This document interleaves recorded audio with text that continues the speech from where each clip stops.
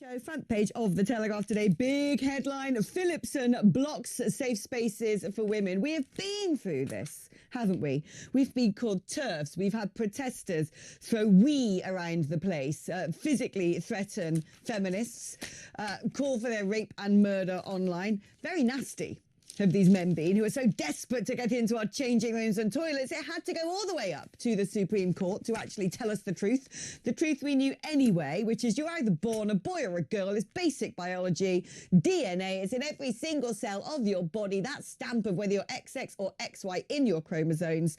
And so finally it goes up to the Supreme Court, and the Supreme Court said, yes, you know, actually being a woman is a biological thing, and that in order to protect female-only spaces, that is where the definitive line should be drawn. And so this was then given to Bridget Phillipson, who doubles up as the Women and Equalities Minister.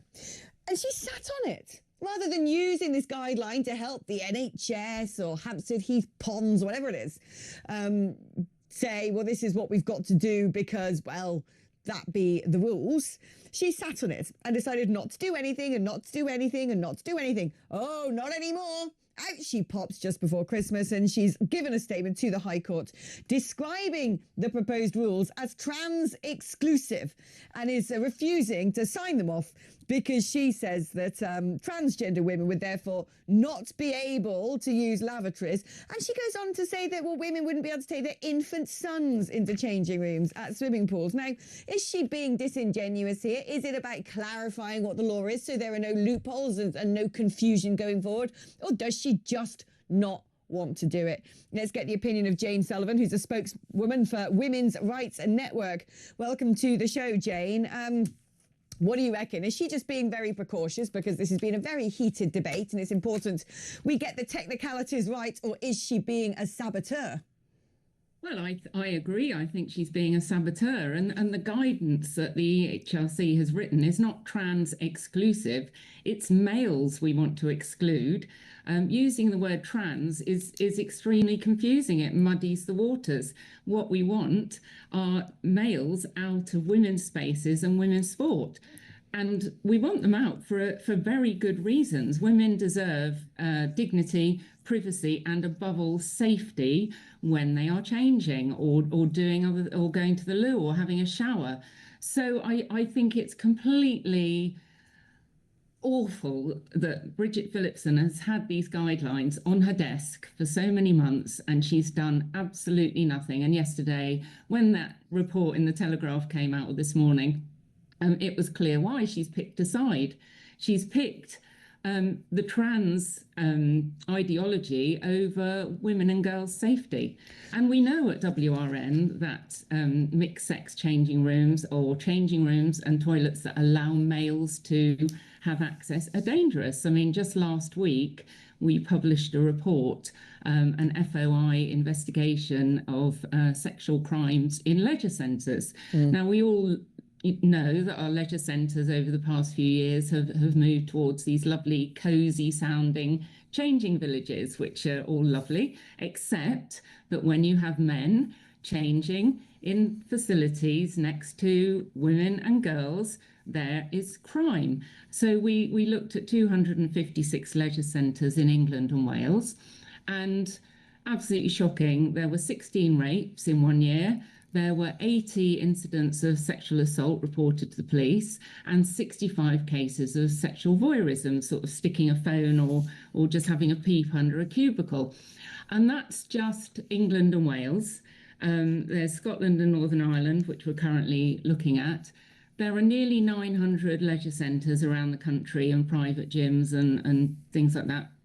So we looked at 256. So if you extrapolate, you can see that this is not a small issue. Wow. This is a big issue.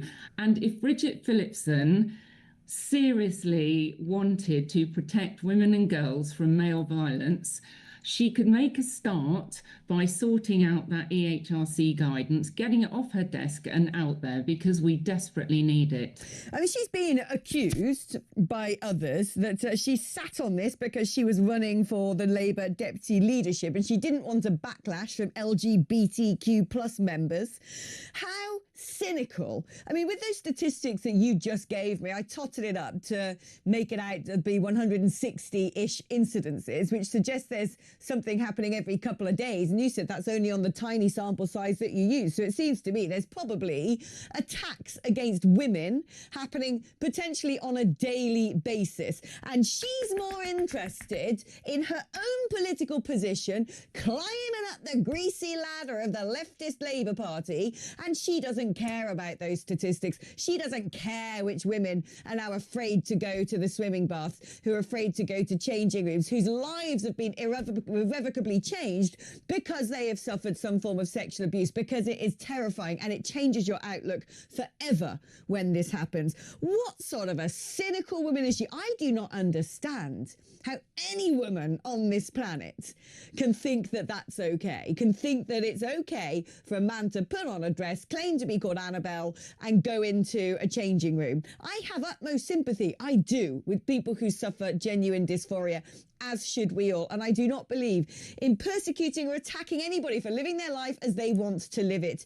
But that also goes for women and girls. If they want to be able to go swimming and they feel uncomfortable having a biological male in the changing room, able to see their naked bodies, then for crying out loud, they do not deserve to have to go through the trauma of being in that situation. Agree, absolutely agree. And after the report was published, our latest Leisure Centre report published last week, we had masses of emails from people all over the country saying, oh, we've got a new leisure centre being built and they're changing from single sex to mixed sex. Well, why? The evidence is now there that moving from single sex to mixed sex changing rooms is going to present a danger to women. Yeah. If we had a minister for women who actually stood up for women, she would be telling local councils, come on, you've got to rethink this. She would be telling Sport England, who have on their website, mixed sex changing rooms are the preferred. What is the point in having a minister for women if you don't know what a woman is?